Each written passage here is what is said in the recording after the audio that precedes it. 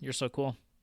All right, welcome to VCR, a vintage cinema rewind. We're bringing old movies to new viewers. I'm Blake. And I'm Jason. He must have thought it was White Boy Day. It ain't White Boy Day, is it? Nah, man, it ain't White Boy Day. But it is True Romance Day on the Yes. podcast. I am really excited to do this one. This is our first Quentin Tarantino movie. Yeah, and I don't even think I really knew about this one. I had heard quotes and things like that, but I had no idea where they were from. Did you know that Quentin Tarantino had written other movies like that he didn't direct? No, I didn't. Like I thought he only did his 10. Right. Yeah, it was so interesting to see the little differences. That's, I think, something that, this is our primer episode where we're talking spoiler free about the movie True Romance. And I think a lot of our listeners are probably coming in with the same mindset as you, right? Where they didn't really know that Quentin Tarantino did movies before he did, Reservoir Dogs and Pulp Fiction, and started directing his own works, right? This is a script that he wrote pre that. It actually came out after Reservoir Dogs. Yeah. Just the timing of how that all worked out, but does really feel like a Quentin Tarantino film. Yeah, and it's has some of his favorite parts and his favorite memories or things that he's created. I saw some of that just doing some research, and you can tell the soul of it is Tarantino. Yeah, there's two things that Tarantino does extraordinarily well, debatably better than anybody else, and that's writing good characters and writing good character dialogue. Yeah, and yeah. that movie has this in spades. Yes. We're doing this for our February movie. It is quite romantic. It's literally called True Romance. Yeah. You know what? I was kind of thinking about this before we started recording, and this is a guy's romance film, Yeah. not a girl's romance film. Yeah. I like the setup of how this film works, and maybe we should get into the plot summary of this, but we really start with the steamy romantic part of the film to kick us off. And then the rest of the film is centered around these two people who are just absolutely head over heels in love with each other. Yeah, yeah. And you see a lot of sweet moments throughout, but the first small act is very much romance, I would say. It's hard romance, and then it becomes hard everything else that you think of Quentin Tarantino. Yeah, yeah. So it makes it fun. Yes. It's for yes, the it guys, does. probably, yeah. Yeah, more for the guys. Just likes this one. She says it's fine, but it's not her favorite, but it's still a good time. Yeah, yeah. Yeah, I'll get into the plot summary. So, this is 1993's True Romance, where an avid movie watcher from Detroit connects with a Florida call girl, gets into some really 90s Bonnie and Clyde shenanigans. They end up on the run from cops and the mafia with a briefcase full of freedom. Yeah, it's our Valentine's Day for those who are looking to watch a classic, if untraditional, romance movie. Yeah, I like that, and I like that we're kind of switching things up from some of the other rom-coms that we've done. This is not the first romance you're gonna think of when you're thinking on Valentine's Day, but again, this one's for the guys. Yeah. Every 3 years, switch things up. You don't have to watch the classic romance films every time. You can watch something a little bit more spicy. Yeah, exactly. And for anyone who's looking for another old school romance, but also with some fun, it's not that old, but it's as old as us. Yeah, that's very true. And that's also part of the reason, again, this is our back-to-back 1993 movies here. And I was talking about that with Mike a little bit. Being born in the early 90s, we kind of almost have a movie gap around this period, right? Because we were too young to pick up on any of this movies or this part of the 90s culture. And our parents wouldn't have really been picking up on a lot of this stuff because they would have been preoccupied. So this is really the space that we don't actually have as much of, except for the big stuff like Jurassic Park or something like that comes out in '93. Yeah. But man, '93, one of the best years of movie years. It really is. It's it was a resurgence, and things kind of changed. I feel like. Yeah, for sure. With stuff like Jurassic Park and everything, absolutely it did. But anyway, that's a separate movie. Characters and people you may know. We've already talked about Tarantino's influence on this.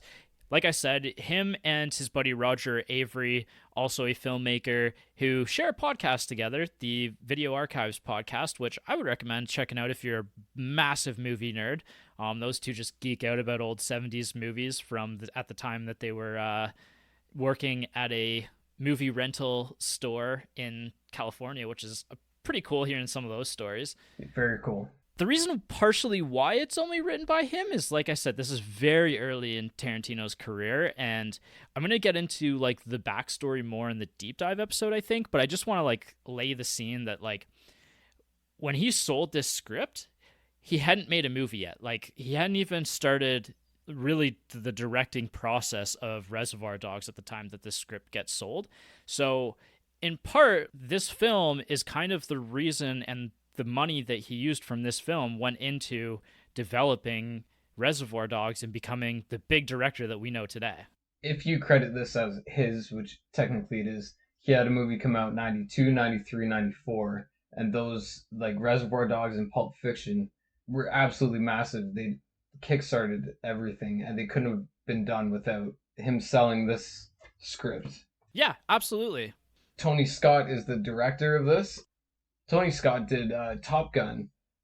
Yeah. A few years prior, and you see some of that. Like, there's a lot of the fun aspect in this that I don't think Tarantino could have really drew that kind of fun aspect in. His version would have been so serious. That's what I think makes this so fun, is Tony Scott's side of it. Yeah, exactly. Like Tony Scott's a pretty cool 80s, 90s director. He did some stuff in the 2000s as well.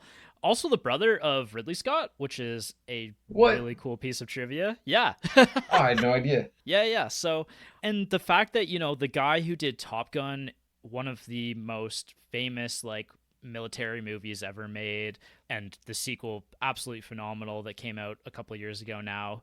The fact that somebody like Tony Scott, who is coming off of Top Gun and Beverly Hills Cop 2, like stuff like that, like the fact that he made this movie kind of following up on those speaks to the importance of this script at this point in time, like and how valuable Quentin Tarantino already is in Hollywood.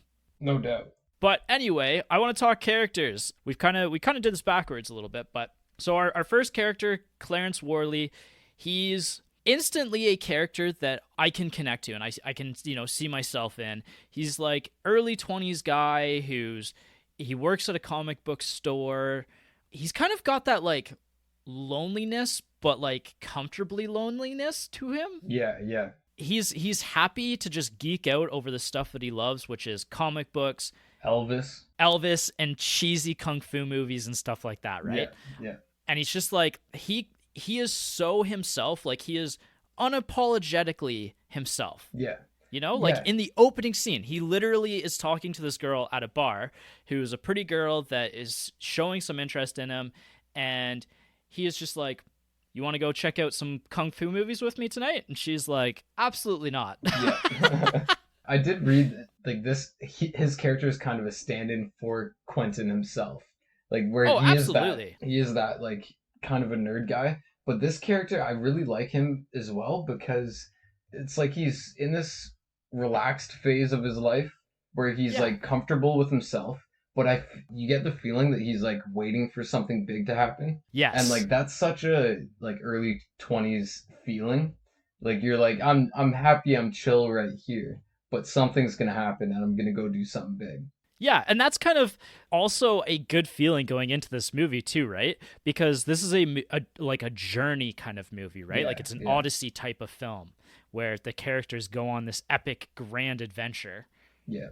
And so Clarence is played by Christian Slater, an actor that your mom probably knows the name of more than you do, probably. Yeah. Very famous actor of the 90s. Good-looking dude.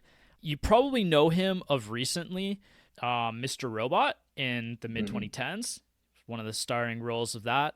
Actually, he was Mr. Robot, I believe.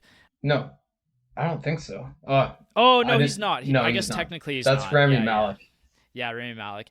Nymphomaniac, movie that you absolutely loved. Yeah. Has an appearance in that. He was also in Robin Hood, Prince of Thieves, which I did for the draft, and he was Will Scarlet in that. You know what? I totally got Robin Hood Prince of Thieves mixed up with Robin Hood Men in Tights, and I was trying to picture where he was in that film. That's fair. Yeah. That makes so Yeah. much more sense now. Yeah. It's all about after the colon, what Yeah. to differentiate the movie. All Robin Hood are defined by after their colons. Yeah. So he's offset by Alabama Whitman, who is very young, very beautiful. She's instantly has this connection to Clarence. Like you just instantly sense like she's a very positive person. She's a very like she'd be the kind of person that if she was in a room, everybody would gravitate towards her. Yeah. I almost want to say like golden retriever energy, Yeah, that's it. That is it. but dripping with sexiness. Yes. Played by Patricia Arquette, who Yes. is a huge actress. I feel like I should know more about her, but Annabelle definitely knew who that was instantly, and I was like, oh yeah, another 90s actress. You've definitely most recently seen her in Severance, though. Yes, yes. And she plays like unhinged on the most opposite end of the spectrum in that film. Yeah. Which is great. It's great that she has that kind of range. She also did the film Boyhood, which came out in 2014, which she filmed for like 12 years, which is wild. I haven't seen Boyhood yet, Right. but it's been on my list for forever. Yeah, I haven't seen it. Yeah, so she's a pretty big deal in from the 90s, but also has had some really cool appearances the last 10 years. She was in Holes as well. Yes, she is in Holes. I watched Holes last week, and it was decent. Yeah, she was kissing Kate Barlow, which as soon as I started this movie, Annabelle was in the other room and she heard her voice narrating because Alabama, the character, narrates the beginning and end of this movie. Yep. And she's like, "Is that kissing Kate Barlow?" I was like, "Sounds like it," and then it was. Yeah, I just recently rewatched Holes, and this isn't going to just become a Holes podcast, but Yeah. very important movie to our childhoods and our collective like nostalgia. It's a movie that, as I guess you could probably call us film critics at this point. It's a movie that like has some flaws, but overall, like the screenplay of it is so goddamn good that I can forgive the flaws. And Yeah. everything that takes place in the like past with Kissing Kate is phenomenal. No notes, perfect. Yeah, I agree. Really good movie, worth checking out on Disney Plus if you're looking for some nostalgia hits. Yeah. But anyway, True Romance Podcast. Those are the two main characters of this film. Everything is centered around their love, their connection in the movie. But this is also an ensemble cast. It's an ensemble Huge. film. Absolutely Massive. huge. For 90s actors, holy shit. Yes, that's actually part of the fun of this film is that you get to see, I'm literally going to list off about a dozen really hyper famous actors' names who started out in the 80s and 90s, who are now like, I would say half of these are household names at least, and the other half are people that I all knew of beforehand, and that's why I'm bringing them up. And some of them are like really, really phenomenal roles and like performances as well. Like there's one in particular. I'll start with Gary Oldman playing Drexel, the drug dealer. This is maybe Gary Oldman's best performance ever. He said it's one of his favorite. He has like two favorites, and that's one of them. He disappears into any role, but like this one, he's a whole other person. He just did so well. It's so fun. Yeah, it's great. We're going to talk about him for sure in the deep dive because it's part of one of the best parts of the movie, and a movie with a lot of best parts. Brad Pitt makes a very random appearance in this film very early on in his career. Yeah. It's kind of amazing, his performance as well, because of how low-key it is. Yeah, and it's all all of his lines are improvised. He's just chilling. Yeah. You kind of get the sense that they just like happened upon Brad Pitt chilling at home. Yeah. And they were like, "You mind if we like film here?" And he's like, "Yeah, go for it." Christopher Walken in like the best scene of the movie, debatably. Oh yeah. And offsetting him is Dennis Hopper. Val Kilmer makes an appearance, not in a appearance of his face. You don't see. He plays Elvis in the film. I was looking everywhere for him, and I didn't connect that until now. I didn't connect that either until the after I watched it the first time. Mm. And once you know, it kind of like you can kind of see it like in his upper torso Yeah. when they show that. But anyway, James Gandolfini, who everybody knows is Tony Soprano. Yeah. I just started watching The Sopranos like last week.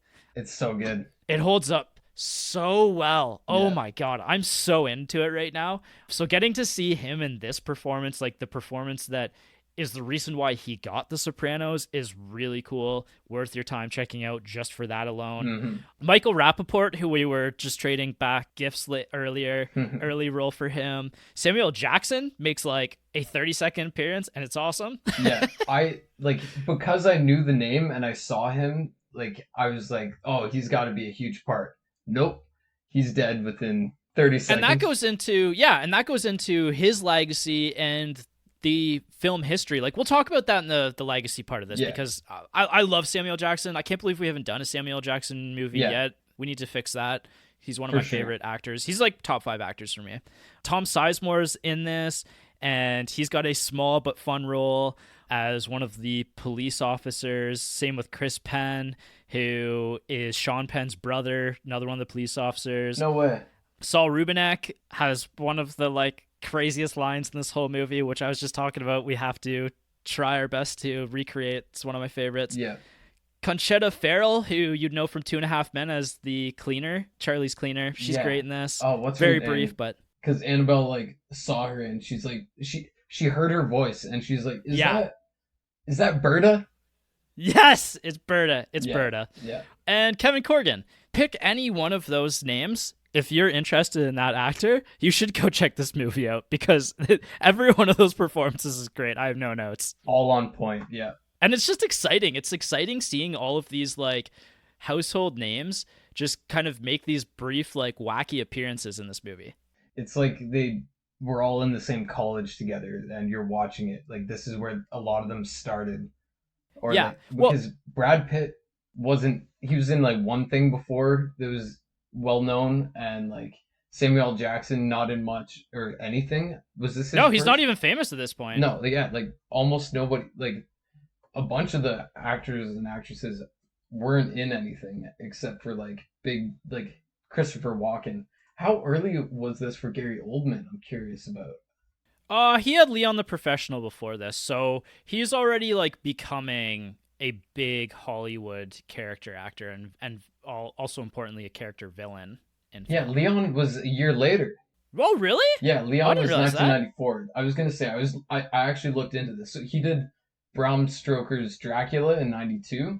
Yes, and, yes. I don't know how big this was, but JFK in 1991. JFK is pretty huge, actually. They were showing that at Highlands like a few weeks ago, and Magic Mike and I were going to go check it out because it's one of Magic Mike's favorite movies of all time. That's a Kevin Costner movie. Really? Huh. Sid and Nancy, I've heard that movie from 1986. Mm-hmm. He plays Sid Vicious. But yeah, other than that, like this would have been huge for him too. Oh, definitely. And like obviously like him looking back on it so fondly speaks to that as well, right? Yeah, exactly. So who is this movie for? Does it hold up to a modern watch?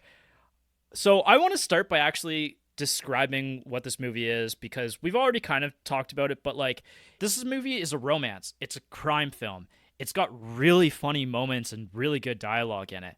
But you know, if you look at this movie as a whole, it kind of feels like almost like a fable, you know, like almost like a fantasy kind of film. Like I fit this into like Odyssey type of journey films. Like it's like almost like a subgenre. Like think of like Harold and Kumar is the one that instantly came to my head while I was thinking about this, where it's just like, you know, two characters on some sort of adventure, and it's just like every 10 minutes you get a new famous actor just like making an appearance in the movie, kind of thing. That style film. The other movies that I'm instantly thought about, like Oh Brother, Where Art Thou, is like instantly one that I connected to. Like that's literally a remake of the Odyssey. Big Fish, kind of similar in tone to this one genre. This one. And then you also have to look at the Bonnie and Clyde movies, and oh, absolutely. Natural Born Killers came out after this, but it's very reminiscent in that like it has that darker aspect, but this doesn't go as dark as Natural Born Killers. So I'm about to blow everybody's minds here, and I'm gonna say that Natural Born Killers, also a film that originally started as a Quentin Tarantino script and shares a very, very deep connection with this film, which I'm going to get into in the deep dive. Oh shit, I know what it is now. But yeah, no, like definitely the difference is, and I'm going to talk about this more in the deep dive, is Quentin Tarantino made two scripts that he didn't direct. He really likes one of them. He doesn't love the direction of the other one. This is the one he really enjoyed. Yeah. True Romance is the film that he completely stands for. The other film that I was just going to briefly mention, name drop, is Beau is Afraid, a movie that came out last year. Ari Aster, big up-and-coming director. Absolutely love all of his works. Beau is Afraid's like probably the weakest of his three films. Like he did Midsommar and Hereditary. I would say Beau is Afraid is like a good example of what this type of like subgenre is like, but it also isn't a movie that I would recommend to very many people. Yeah, I was super interested in that. It's impossible for me to get Annabelle to be into watching that one, so I have to watch that one alone sometime. Yeah, I watched that on like a Saturday afternoon once while Jess was working because there was absolutely no way I was getting her to watch it. Yeah, yeah. I'm glad it exists, but it's nowhere near any sort of top movie list of mine. Yeah. Does this movie hold up in your mind to a modern watch? Yes, 100%. Anybody can watch this at any time and you will just get drawn in and you'll be so along for the ride. It's so fun. Yeah, and like part of the draw is, like we said, that ensemble cast is part of what makes it so fun. But you really have to give it to Tarantino for his writing and his dialogue. Again, like it's just so engrossing. Everybody feels alive. Everybody feels lived in, you know? Like yeah, and like unique people that you don't, just like everyone is unique, you couldn't place one of the characters into another movie. Like it's just they're different. Yeah. Yeah, agreed. The only thing I'll say about this, and this is, 2024, reflection of 2024, some of the dialogue is a little bit racier than what you would expect in a modern day film. Now, if you're a massive Tarantino fan like I am, you come to expect some of it. Like, he's dropping hard N's and hard F's here, there, and everywhere. And I think that the way that the film utilizes a lot of that dialogue is relatively appropriate for the time and its use in conveying what it's trying to convey, but it's also, some people are going to be upset by that, and that's completely fair. I be upset by what you want to be upset by. Yeah For the average person, this is very worth watching, and you can gloss over those parts and accept the time period that this was written in and produced in and everything. Yeah, it's great. And the pacing's like on point of this one. There's never a dull moment in this film. Yeah, and there's almost no annoying tropes of like, oh, if they just knew that, then blah blah blah. Like if like there were no like communication errors between characters and stuff like that. It's right. It has everything, and it doesn't have any of the fluff or any bullshit. But to actually kind of bounce off that idea as well, right? Like, I find that this film is like a love letter to every movie that came before it, in a sense. Yeah. Like, this movie takes so much from other films. Like, it references movies, it references TV and comics. Like, there's just so many pop culture references in this. You can see the influences that this movie has, like, or had, and you can also feel some of like the influences that this movie had afterwards too, right? Like there's actually some really cool movies. Like I would also say, like, if you're interested in movies like Guy Ritchie films like Lock, Stock, Two Smoking Barrels and Snatch, the last half of this movie, I was like, there's no way Guy Ritchie hasn't seen this movie 100 times. Yeah. Yeah, exactly. Yeah. And it felt so similar to Reservoir Dogs. Like, just as you're watching it, like, you can't not see those references, but it's like all the little movie references. Like, he actually names movies. Christian Slater's character like names movies, like as he's pulling out in his car really fast, like doing a burnout. He's like, and now back to Bullet for regular programming or whatever. Yeah. Well, and even like there's even moments where people will quote lines from films, right? And like they won't like say what the movie is, but they'll just drop a quote from a Yeah, film. yeah. All right, one scene to sell the movie. The one scene that you would show somebody to say, we should watch this tonight, or you should check this out tonight. This one's kind of hard It because is. I'll preface this by saying two things. First, this is like the only movie ever that doesn't have a movie clips on YouTube Yeah, playlist. So, we have to kind of just look at what people have uploaded, what people love. The other point I'll make to this is that I would say almost every scene you could probably show to somebody, depending on, especially if you know what that person is into. yeah, You could share like really any scene and be like, this is what this movie is. And they'd be like, yeah, that's kind of neat. I'd probably check that out, actually. yeah. I basically identified two that I think would get anyone pumped for the movie. One is more for like the film fanatic, and that is the Sicilian scene, which Yes. is Quentin Tarantino's like favorite scene of this movie and one of his most favorite things that he wrote.